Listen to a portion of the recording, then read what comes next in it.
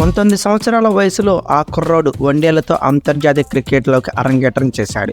ఆ తర్వాత 3 ఏళ్లకు టెస్ట్ క్రికెట్లోనూ అడుగుపెట్టాడు.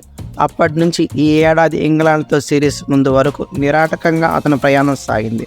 ముఖ్యంగా ఈ 13 ఏళ్లలో ఒక్కసారి కూడా స్వదేశంలో టెస్ట్ సిరీస్కి దూరం కాలేదు. ఆ కుర్రోడు భారత్ జట్టులో దిగ్గజంగా ఎదిగాడు. కెప్టెన్గాను సత్తా చాటాడు. పరుగుల యంత్రంగా పేరు తెచ్చుకున్నాడు.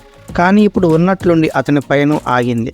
విరాట్ పర్వంలో విరామం వచ్చింది. ఆ ఆటగాడు ఎవరో కాదు, మన విరాట్ కోహ్లీ.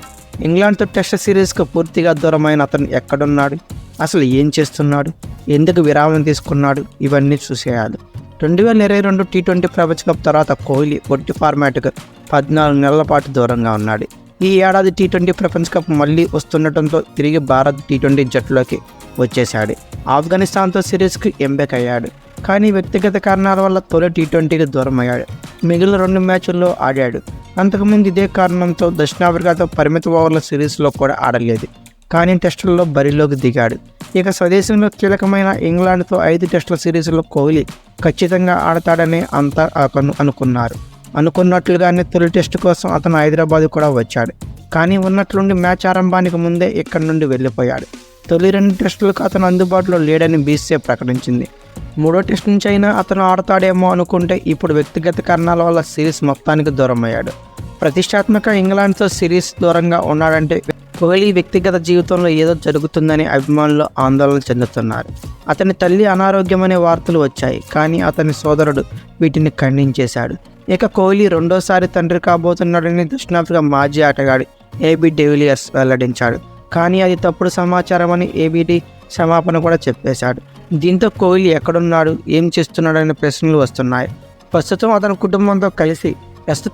కుటుంబంతో కలిసి విదేశాల్లో ఉన్నట్లు తెలిసింది.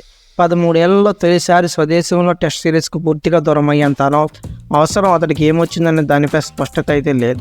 వచ్చే నెలలో ఆరంభమయ్యే ఐపీఎల్లో అతను తిరిగి మైదానంలో కనిపించే అవకాశం ఉంది.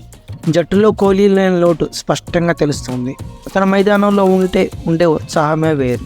అతని ఉనికి జట్టులో జోష్ పెంచుతుందని చెప్పాలి. అతను ఆడుతున్నాడంటే స్టేడియాలకు వచ్చేందుకు అభిమానులు పోటీ పడతారు. ఇంగ్లాండ్తో హైదరాబాద్ టెస్ట్ ప్రతిరోజు స్టేడియానికి సగటున 30,000 మంది ప్రేక్షకుల వరకు వచ్చారు. అది కోహ్లీ ఉంటాడని తెలుసు కాబట్టి ఆ టెస్ట్కు నమోదైన టికెట్లు అన్నమాట. ఆ తర్వాత కోహ్లీ గైరాజరు. అదే కోహ్లీ ఈ మ్యాచ్లో ఉంటే ఆ సంఖ్య మరింత పెరుగుతుందనడంలో సందేహం లేదు. ఇక విశాఖలో జరిగిన 2వ టెస్టులోనూ కోహ్లీ ఉంటే స్టేడియం మరింతగా కిక్కిరిసేది. టెస్ట్ క్రికెట్ను అమితంగా ఇష్టపడే ఈ ఫార్మాట్కి అత్యంత ప్రాధాన్యమిచ్చే విరాట్ ఇప్పుడు సిరీస్లో లేకపోవడం ప్రపంచ క్రికెట్కు దెబ్బ అని ఇంగ్లాండ్ మాజీ కెప్టెన్ నాజర్ హుసేన్ పేర్కొన్నాడు. అలాగే ఆండర్సన్ కోహ్లీల మధ్య పోరును చూసే ఛాన్స్ మిస్ అయ్యామని టీమిండియా మాజీ ఆటగాడు వ్యాఖ్యాత ఆకాష్ చోప్రా తెలిపాడు. ఇక ఆటపరంగా చూసిన భారత్ టెస్టు జట్టులోకి కోహ్లీ లేని లోటు స్పష్టంగా కనబడుతుంది. ఇంగ్లాండ్తో తొలి 2 టెస్టుల్లో కోహ్లీ ఆడే 4వ స్థానంలో బ్యాటింగ్ వచ్చిన శ్రేయస్ అయ్యర్ ఏమాత్రం ఆకట్టుకోలేకపోయాడు. ఇప్పుడు గాయంతో శ్రేయస్ అయ్యర్ మిగిలిన 3 టెస్టులు కూడా దూరం అవడంతో కోహ్లీ స్థానంలో ఎవరు ఆడతారనేది వేచి చూడాలి.